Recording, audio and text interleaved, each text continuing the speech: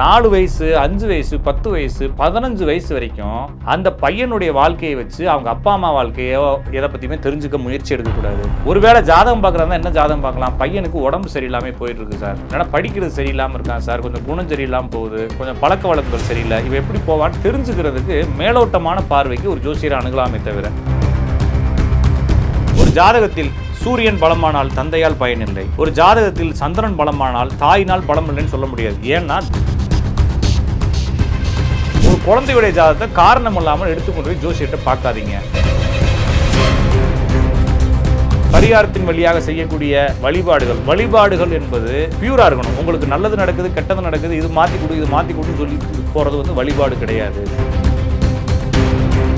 நான் ஒரு முருகனை வழிபடக்கூடிய ஆளு சார். எனக்கு ஜாதகத்தை எடுத்துட்டு போனேன் சார், எடுத்துட்டு போனேன் நீ திருப்பதிக்கு போகணும் 4 தடவை போகணும், அப்புறம் தான் நீ உருக்கூடு எடுத்துனா நான் முருகனை வழிபடுறதெல்லாம் நிறுத்திவிட்டு திருப்பதிக்கு போனால் என்னை விட சுயநலவாதி யார் இருக்கா? முருகன் என்ன செய்வார், திருப்பதி தான் என்ன செய்வார் இல்லையா? சரியா புரிஞ்சுக்குங்க. அவரே வாழ முடியாமல் கஷ்டப்பட்டு இருக்காரு, அவரும் ஜீவனம் பண்றதுக்காக தானே ஜோசியம் பார்க்குறாரு. அவர் கொடுக்குற ஐடியாவெல்லாம் வச்சு நீங்க கோடீஸ்வரன் ஆயிட முடியாது. 60 கோடி ரூபாய் கடன் இருக்கு சார், என்ன பரிகாரம் பண்ணலாம்னு ஒருத்தர் கேட்கிறாரு. 60 கோடி ரூபாய்க்கு பரிகாரத்துக்கு உனக்கு நான் பரிகாரம் சொல்றதுக்கு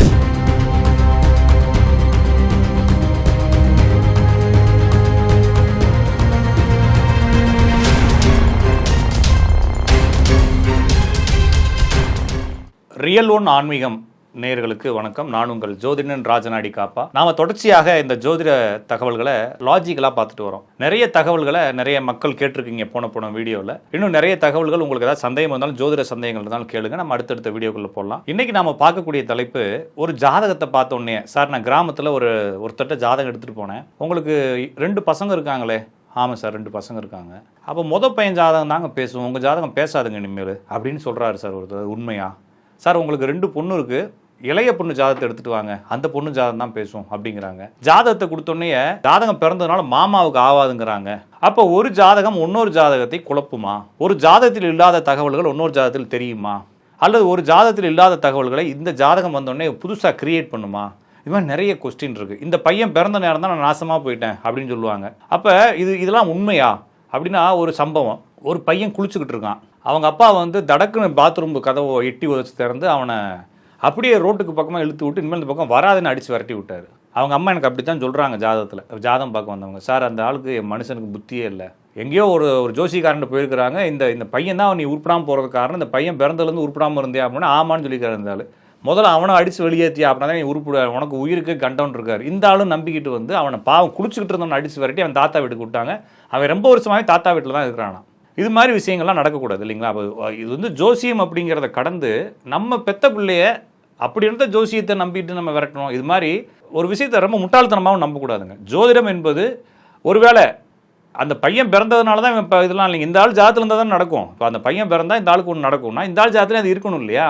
அப்போ இந்த ஆள் ஜாதத்தில் இல்லாத எப்படி புதுசாக அந்த பையன் இருந்து வருங்க? சரியாக புரிஞ்சுக்குங்க. ஒரு ஜாதகத்தில் சொல்லக்கூடிய தகவல்கள் அந்த ஜாதகத்தில் நடக்கும்.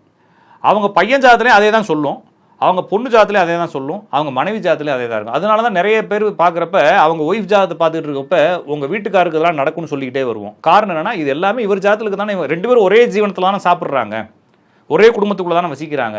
அப்போ எல்லாத்துக்கும் ஒரே ஜீவனங்கிறப்ப இவங்களுடைய ஜீவனங்கள் எப்போ முன்னேறும் நம்ம பார்த்து சொல்கிறோம். அப்போ ஒரு கிரகம் என்பது எல்லா ஜாதகத்திலையும் ஒரே விஷயத்தை தான் குறிக்கும். ஒன்றை வைத்து ஒன்றை புரிந்து கொள்ளலாமே தவிர அந்த ஜாதகம் வந்ததுனால தான் இந்த ஜாதகம் இப்படி ஆச்சுன்னு நம்ம சொல்லக்கூடாது. First point. இன்னொரு விஷயம், ஒரு ஜாதகத்தில் அவருக்கான பலன்களை பர்டிகுலராக அவருடைய சர்க்கம்ஸ்டன்ஸில் நடக்கக்கூடிய தகவல்களை அவருடைய கிரகங்களை வைத்து நம்ம அனுமானிக்கிறோம். அவங்க அப்பாவை பற்றி சொல்லுங்க அப்படின்னு சொன்னாங்கன்னா அவங்க ஜாதகத்தில் சூரியன் இருக்கக்கூடிய பகுதியை வச்சு சூரியனுடைய இணைந்த கிரகங்கள் சூரியனுடைய பவரை வச்சு அவங்க அப்பாவை பற்றி விவரிக்கிறோம். அம்மாவை பற்றி சொல்லணும்னா சந்திரனை வச்சு சொல்கிறோம்.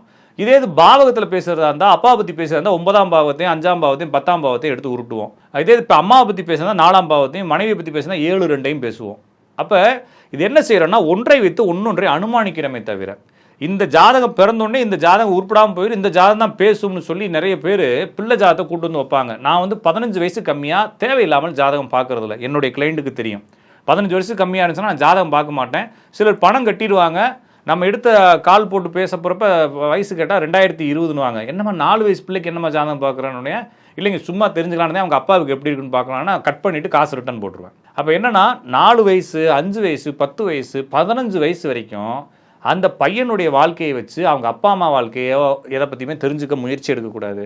ஒருவேளை ஜாதகம் பார்க்குறதா என்ன ஜாதகம் பார்க்கலாம், பையனுக்கு உடம்பு சரியில்லாமல் போயிட்டு இருக்கு சார், இல்லைனா படிக்கிறது சரியில்லாமல் இருக்கான் சார், கொஞ்சம் குணம் சரியில்லாமல் போகுது, கொஞ்சம் பழக்க வழக்கங்கள் சரியில்லை, இவ எப்படி போவான்னு தெரிஞ்சுக்கிறதுக்கு மேலோட்டமான பார்வைக்கு ஒரு ஜோசியரை அணுகலாமே தவிர, மற்றபடி அந்த ஜாதகத்தை எடுத்து வச்சுட்டு அப்பன் ஜாதகம் தான் பேசும், அம்மா ஜாதகம் தான் பேசும், பிள்ளை ஜாதகம் தான் பேசும்னு சொல்லிட்டு எதையாச்சும் ஒரு வீடியோவை பார்த்துக்கிட்டு உங்கள் ஜாதகத்தெல்லாம் தூக்கி உள்ளே போட்டுக்கிட்டு பிள்ளை ஜாதகத்தெல்லாம் எடுத்து வச்சு உருட்டிக்கிட்டு இருக்கக்கூடாது.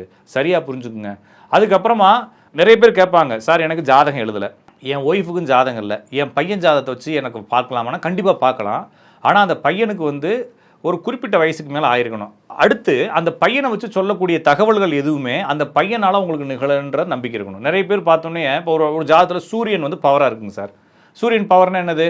சூரியன் உச்சமானால், சூரியன் பரிவர்த்தனை ஆனால், சூரியன் சந்தியில் போய் நின்னா, சூரியன் ஆட்சி பெற்றா, சூரியன் நீசமானா. என்ன சார் நீசமானாலும் பவர்? ஆமாம், நீசமானாலும் பவர், ஆட்சி பெற்றாலும் பவர். இப்படி இருக்கிறவங்க ஜாதகத்தெல்லாம் எடுத்து பாருங்களேன், அவங்க அப்பானால எந்த யூஸும் இருக்காது. உச்சமானா அவங்க அப்பானால யூஸ் இருக்காது, நீசமானா அவங்க அப்பானால யூஸ் இருக்காது, பரிவர்த்தனையானா அவங்க அப்பானால யூஸ் இருக்காது, சூரியன் சந்திலன்னா அவங்க அப்பானால யூஸ் இருக்காது, நிறைய பேருக்கு சூரியன் ஆட்சியிலன்னா யூஸ் இருக்காது. இது மாதிரி இருக்கக்கூடிய எந்த ஜாதகத்தை வேணாலும் எடுத்து பாருங்க. நான் இன்னும் மாசமாவே சொல்றேனே, சித்திரை மாசம், மாசி மாசம், ஐப்பசி மாசம், ஆவணி மாசம் பிறக்கக்கூடிய எந்த குழந்தைக்கும் அவங்க அப்பானால யூஸ் இருக்காது.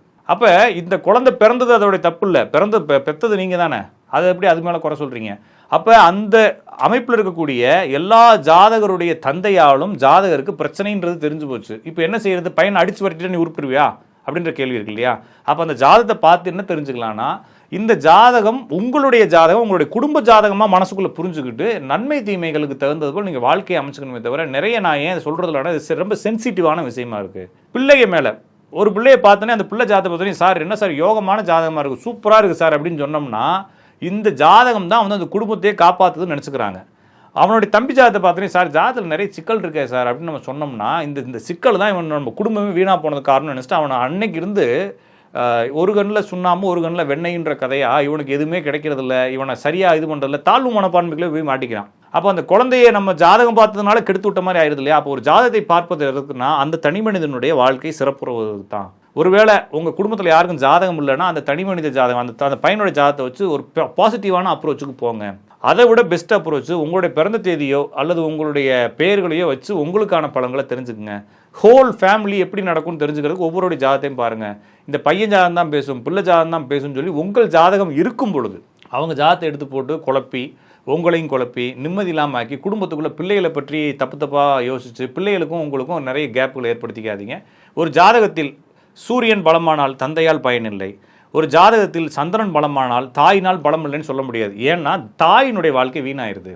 ஒரு ஜாதகத்தில் சந்திரன் உச்சமானாலும், சந்திரன் நீசமானாலும், சந்திரன் பரிவர்த்தனை ஆனாலும், சந்திரன் சந்திக்கு போனாலும், அந்த ஜாதகத்தில் டிஃபால்ட்டாகவே அவங்க அப்பாவுடைய காரணங்கள் எல்லாம் டேமேஜ் ஆகி, அவங்க அப்பா யூஸ்லெஸ் ஆகி, அம்மா தான் குடும்பத்தை சார்ஜ் எடுக்கிற அளவுக்கு வந்துடுது. இதில் இன்னும் நிறைய தகவல்கள் இருக்குது, நம்ம அடுத்தடுத்து பேசுவோம். ஒரு கிரகத்தோட வக்ரமான கிரகங்கள் சேர்ந்தா என்ன, சூரியனுடைய வக்ரமான கிரகங்கள் சேர்ந்தா என்ன, சூரியனுடைய சந்தி கிரகங்கள் சேர்ந்தா என்ன, எப்படி ஒருத்தருடைய அப்பாவுக்கு 2 திருமணத்தை புரிஞ்சுக்கலாம், அம்மாவுக்கு எப்படி 2 திருமணம், பையனுக்கு எப்படி 2 திருமணம் ஆச்சு, இவன் எப்படி கல்யாணமான பெண்ணை திருமணம் பண்ணிக்க போகிறான், இப்போ குழந்தை இருக்கக்கூடிய பெண்ணை திருமணம் பண்ணி எப்படி வருவாங்கன்னு சொல்லி எல்லாமே சிம்பிள் தான். ஜாதகத்தில் சின்ன சின்ன ரூல்களாக வந்து அடுத்தடுத்த வீடியோக்குள்ளே நிறைய பேசலாம். இந்த வீடியோவில் உங்களுக்கு தகவல்கள் புரிஞ்சிருக்கும்னு நினைக்கிறேன். கண்டிப்பாக ஒரு குழந்தையினுடைய ஜாதகத்தை வைத்து அந்த குழந்தையினுடைய வாழ்க்கையை தெரிந்து கொள்ளலாம். மேக்சிமம் ஒரு குழந்தையுடைய ஜாதகத்தை காரணம் இல்லாமல் எடுத்துக்கொண்டு போய் ஜோசியர்கிட்ட பார்க்காதீங்க. உங்களுடைய தகவல்கள் தேவை என்றால் உங்கள் ஜாதகத்தை மட்டும் பாருங்க, குழந்தை ஜாதகத்தை வச்சு உங்களுக்கு தேடாதீங்க. அப்படி தேடுனா பெருந்தன்மையாக அந்த குழந்தையினுடைய ஜாதகம் நம்மளுக்கு இது நல்லதையும் செய்யும் கெட்டதையும் செய்யுன்றப்ப அந்த குழந்தையோட ஜாதகம் தான் உங்களை கெடுக்குதுன்னு நம்பாதீங்க. இப்போ இதெல்லாம் சேர்த்து வச்சு ஒரு ஜாதகத்தை நீங்கள் கண்ணோட்டத்தில் பார்த்தீங்கன்னா கண்டிப்பாக இந்த ஜோதிடம் என்பது உங்களுக்கு திடம் சேர்க்கும். இல்லாட்டினா நிம்மதி எல்லாத்தையும் குலைச்சி விட்டுரும். சரியாக புரிஞ்சுக்குங்க. பரிகாரத்தின் வழியாக செய்யக்கூடிய வழிபாடுகள் என்பது பியூராக இருக்கணும். உங்களுக்கு நல்லது நடக்குது கெட்டது நடக்குது, இது மாற்றி கொடுன்னு சொல்லி போகிறது வந்து வழிபாடு கிடையாது. சரியாக புரிஞ்சுக்குங்க, அது வழிபாடு கிடையாது. இறைவன்கிட்ட போய் நீங்கள் எதையுமே கேட்க தேவையில்லை, வழிபட்டு அவருக்கு நன்றி சொன்னால் போதும். அதை தவிர்த்து எனக்கு இதை வாங்கி கொடு, நான் வந்து ஒரு முருகனை வழிபடக்கூடிய ஆள் சார், எனக்கு ஜாதகத்தை எடுத்துகிட்டு போனேன் சார், எடுத்துகிட்டு போனேன், நீ திருப்பதிக்கு போகணும், 4 தடவை போகணும், அப்படின்னா தான் நீ உருப்பிடுவேன்னு சொன்னால் நான் முருகனை வழிபடுறதெல்லாம் நிறுத்தி விட்டு திருப்பதிக்கு போனால் என்னை விட சுயநலவாதி யார் இருக்கா? அப்போ முருகன் என்ன செய்வார்? திருப்பதி தான் என்ன செய்வார் இல்லையா? சரியாக புரிஞ்சுக்குங்க. உங்களுடைய நம்பிக்கை, உங்களுடைய தெய்வ நம்பிக்கை, உங்களுடைய ஆன்மீக நம்பிக்கை என்பது வேறு. ஜோதிடம் என்பது வேறு. ஒரு ஜோதிடர் சொன்னதற்காக உங்களுடைய எல்லா நம்பிக்கைகளையும் உடைச்சிட்டு புது நம்பிக்கைக்கு போகாதீங்க. ஏன்னா அந்த ஜோதிடரும் அவ்வளோ பெரிய வெற்றி அடையலை. உங்களை மாதிரி தான் அவரும் கஷ்டப்பட்டுக்கிட்டு இருக்காரு. சரியாக புரிஞ்சுக்குங்க. ஒரு ஜாதகம் என்பது உங்களுடைய வாழ்க்கை எந்த பகுதியில் போக போகிறது, எப்படி போக போகிறது முன்கூட்டியே தெரிந்து கொண்டு அதற்கேற்ற மாதிரி உங்களுடைய லைஃப்பை டிசைன் பண்ணி வச்சுக்கிறது தானே தவிர, அதை சரி பண்ணுறதுக்காக அவரே வாழ முடியாமல் கஷ்டப்பட்டு இருக்காரு. அவரும் ஜீவனம் பண்ணுறதுக்காக தானே ஜோசியம் பார்க்குறாரு. அவர் கொடுக்குற ஐடியாவெல்லாம் வச்சு நீங்கள் கோடீஸ்வரன் ஆயிட முடியாது. 60 கோடி ரூபா கடன் இருக்குது சார், என்ன பரிகாரம் பண்ணலான்னு ஒருத்தர் கேட்குறாரு. 60 கோடி ரூபாய்க்கு பரிகாரத்துக்கு உனக்கு நான் பரிகாரம் சொல்கிறதுக்கு அந்த பரிகாரத்தை நான் செஞ்சு நான் 60 கோடி ரூபாய் சம்பாதிச்சுக்கன்னு சொல்ல வேண்டியதாக இருக்குது இல்லைங்களா? அப்போ சரியாக மக்களும் ஜோசியத்தை சரியாக புரிஞ்சுக்குங்க. ஜோதிடம் என்பது கணிதங்கள் அடிப்படையில் உங்கள் வாழ்க்கை எந்த பக்கம் ட்ராவல் ஆக போகுதுன்னு தெரிஞ்சுக்கிறது தானே தவிர, ஏதாவது ஒரு மை மந்திரத்தை வச்சு அதை சரி பண்ணி திருப்பி விடுறதுக்கு நாங்கள் ஆள் கிடையாது. எனவே ஒரு ஜாதகத்தை வைத்து அவருடைய ஜாதகத்தை புரிந்து கொள்ளுங்கள். குழந்தைய ஜாதகத்தை வச்சுட்டு உங்கள் வாழ்க்கை கெட்டு போச்சுன்னு குழந்தைகள் மேலே காழ்ப்புணர்ச்சியோடு நடந்துக்காதீங்க. இன்னும் நிறைய தகவலோடு அடுத்தடுத்த வீடியோக்கள் சந்திப்போம். நன்றி, வணக்கம்.